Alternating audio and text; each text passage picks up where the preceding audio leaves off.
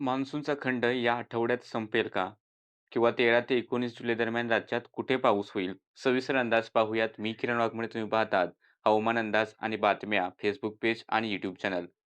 तर आत्तापर्यंत जो मान्सून आपल्याला पाहायला मिळालेला आहे, त्यात हा पहिला नकाशा जो पाऊस झाला, हा दुसरा नकाशा ज्यात सरासरीच्या तुलनेतील पाऊस दाखवलाय. 7 ते 8 दिवसांच्या कालावधीत इकडे नाशिक घाट, पुणे घाट, साताऱ्याचा घाटाकडील भाग किंवा मध्यवर्ती भाग असेल या जिल्ह्यांचे किंवा अहिल्यानगरचे पश्चिमेकडील भाग सरासरीहून जास्त पावसाच्या नोंदी झाल्या. मुंबई, ठाणे, पालघर, रायगडकडे सुद्धा किंवा रत्नागिरी पर्यंत सुद्धा पावसाच्या नोंदी या सरासरीहून जास्त प्रमाणात झाल्यात पाऊस. पण राज्याच्या इतर ठिकाणी, इतर जिल्ह्यांमध्ये आता मात्र पावसाची जी काही तूट आहे ती अजून वाढत जाताना दिसत आहे. कारण आता मान्सूनचा खंड चालू आहे आणि त्यामुळे हे जे काही कमतरता आहे पावसातील ती अजून वाढत जाईल. आणि या ठिकाणी आपण जर नकाशा पाहिला तर हा जो काही पहिला जो ग्राफ आहे, तर हे आहेत संपूर्ण भारतभरात जो पाऊस झालेला आहे, तो सरासरी तुलनेत किती आहे किंवा किती एमएमच्या आसपास पाऊस झाला. तर सर्वात प्रथम आपण पाहिलं तर आत्ता 12 जुलैपर्यंत पावसाची तूट जी आहे ती 17.8% इतका पाऊस संपूर्ण देशभरामध्ये कमी आहे. गेल्या काही दिवसांमध्ये खास करून 29 तारखेपासून पावसात वाढ झाली. आकडे सुद्धा सुधारायला लागले होते. तुम्ही या ठिकाणी सुद्धा नकाशा पाहू शकता, की सरासरीच्या तुलनेत किंवा त्याच्या आसपास किंवा त्यानंतरच्या काळात सरासरीहून जास्त पावसाच्या नोंदी झाल्या. पण आता पुन्हा एकदा 9 जुलैनंतर पावसाच्या नोंदी या पुन्हा एकदा कमी होत आहेत आणि सरासरी तुलनेत हे पावसाच्या नोंदी खूप कमी आहेत. म्हणजे आता पुन्हा एकदा ही जी काही पावसातील तूट आहे देशभरातील सुद्धा, ती 17 वरनं पुन्हा आता वाढत जाऊन 20% पर्यंत सुद्धा पाऊस सरासरीहून कमी होईल. कारण जवळपास देशातील बऱ्याच भागांमधील पाऊस थांबलेला आहे. फक्त थोडासा जो भाग आहे, पूर्व भारताचा बिहार, झारखंडच्या आसपासचे भाग असतील किंवा पश्चिम बंगाल, उत्तर प्रदेशचे थोडेसे भाग आहेत. उत्तराखंडचा भाग आहे आणि जे नॉर्थ ईस्ट ईशान्येकडील जे राज्य आहेत, त्या ठिकाणी पाऊस फक्त होतोय. आणि हा जो दुसरा नकाशा आहे, त्यात आपल्या महाराष्ट्रात जिल्ह्यानिहाय कोणत्या भागामध्ये पाऊस किती टक्के झालेला आहे, ते दिलेलं आहे. ज्या ठिकाणी वजा साईन आहे, त्या ठिकाणी सरासरीहून तेवढ्या टक्के पाऊस कमी झाला आणि ज्या ठिकाणी अधिक किंवा कोणतंही साईन नाहीये, म्हणजे कोणतंही चिन्ह नाही, त्या ठिकाणी पाऊसमान जास्त झालं. म्हणजे पाऊस जास्त झालेले जिल्हे आहेत पुणे, नाशिक, पालघर, मुंबई शहर, उपनगर, ठाणे आणि रायगड या जिल्ह्यांमध्ये आणि खास करून या जिल्ह्यांच्या हा जो नाशिक, पुण्याचा पश्चिम भाग आणि ठाणे, पालघर, रायगडचे बरेचसे भाग या ठिकाणी पाऊस सरासरीहून खूप जास्त प्रमाणात पडलेला आहे. पण पुण्याच्या काही पूर्वेकडील भागांमध्ये पावसाची तेवढी तीव्रता नव्हती. त्यानंतर बरेचसे भाग आहेत, त्यात पाऊस कमी आहे. मग सर्वात कमी पाऊस नंदुरबार जिल्ह्यामध्ये पाहायला मिळतोय.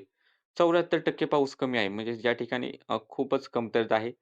तसेच मग इकडे आधी जे दक्षिणेकडील जिल्हे आधी सुरुवातीच्या काळात 1-2 आठवडे चांगले प्लसमध्ये होते. सोलापूर, धाराशिव, लातूर, नांदेड. हे आत्तापर्यंत जर पाहिलं तर आता हे खूप मायनसमध्ये गेलेत.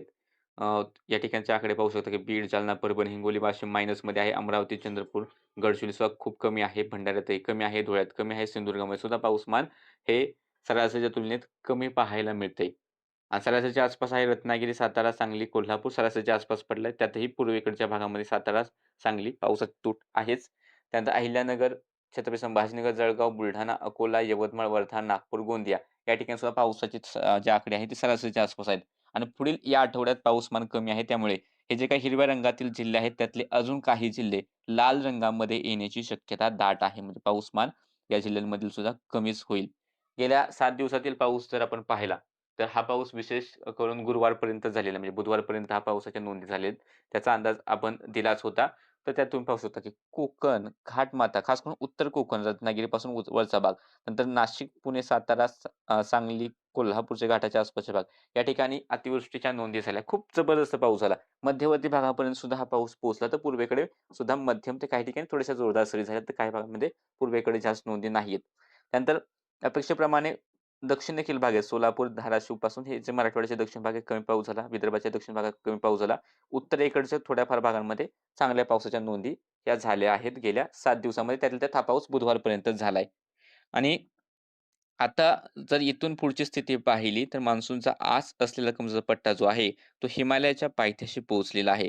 म्हणजे आता जो काही पाऊस आहे, तो हिमालयाच्या पायथ्याच्या आसपासच्या भागांकडेच पाहायला मिळेल आणि जे काही कोरडे वारे राज्यात किंवा पूर्ण देशाच्या बऱ्याचशा भागामध्ये पोहोचत आहेत. तुम्ही सॅटेलाईट इमेजमध्ये सुद्धा पाहू शकता, की पावसाचे ढग देशातील बहुतांश भागांमध्ये नाही, पूर्णतः कोरडं वातावरण आहे आणि त्यामुळेच आकडेवारी जी आहे, ती खूप वेगाने आता खाली घसरण्याची शक्यता आहे.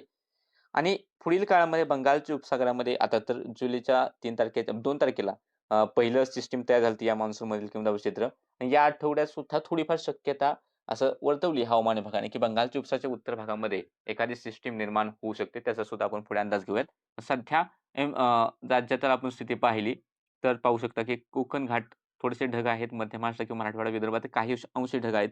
पण विशेष पावसाचे ढग राज्यात कुठेही नाहीत. त्यामुळे रात्री कुठेही पावसाचा अंदाज नाही. आणि आता एम-जी-ओची स्थिती पाहिली. याच एम-जी-ओने आपल्याला मदत केली की ज्यामुळे बंगालच्या उपसागरात 2 जुलैला कमी दाबाचं क्षेत्र निर्माण झालं. त्याच्या आधी चक्राकार वारे साधारणतः 29 जूनच्या आसपास त्या ठिकाणी विकसित झाली होती.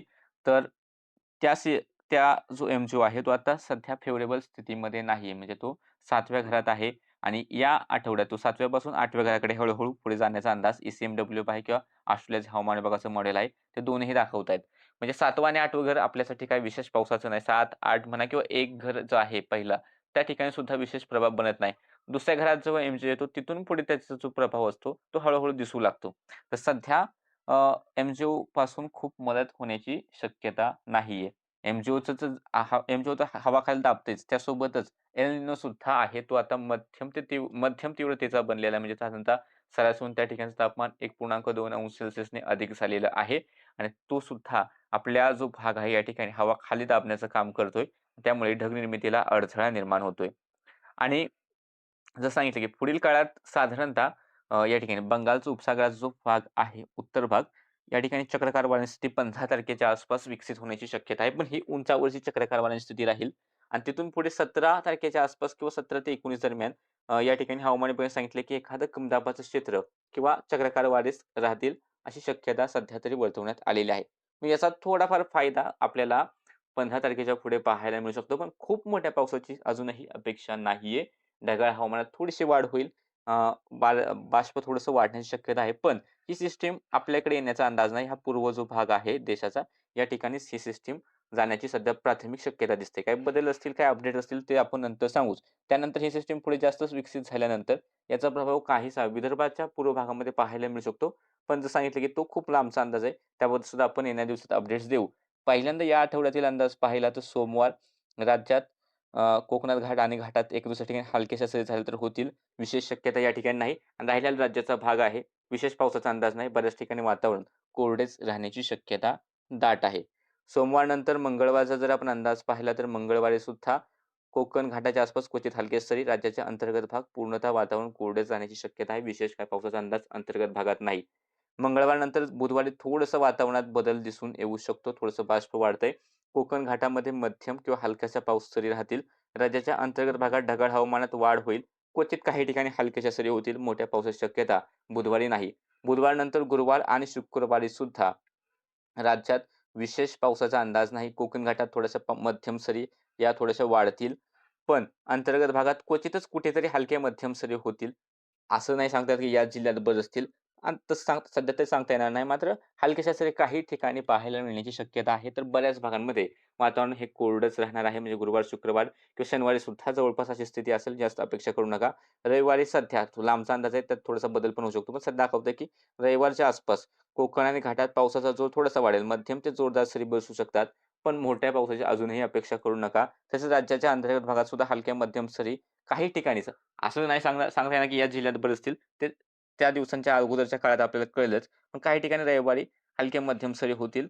पण अजूनही राज्यात पावसाची तूट ही भरून निघण्याची शक्यता दिसत नाहीये. रविवारनंतर पुढचे काही दिवसामध्ये साधारणतः 22 तारखेनंतर सुद्धा जी शक्यता दिसते, थोडंसं विदर्भाकडे मॉडेल दाखवू लागलं, की पावसाची शक्यता पूर्व विदर्भाच्या आसपास वाढताना दिसते, जी काही बंगालच्या उपसागरील सिस्टमचा प्रभाव असेल असं दाखवतंय. पण त्याला अजून अवकाश आहे. त्याच्या अपडेट्स आपण येत्या दिवसामध्ये तुम्हाला नक्कीच देऊ. एम-जी-ओ सध्या तरी काय चांगल्या स्थितीनं लवकर येईल असं सध्या दिसत नाही. साधारणतः 20-22 तारखेपर्यंत सुद्धा एम-जी-ओ पासून खूप मदत होण्याची शक्यता नाहीये. बाकी सध्याच्या अपडेटमध्ये इतकंच. असेच हवामानाचे अंदाज पाहण्यासाठी चॅनलला सबस्क्राईब करून ठेवा. Facebook पेजला फॉलो करून ठेवा.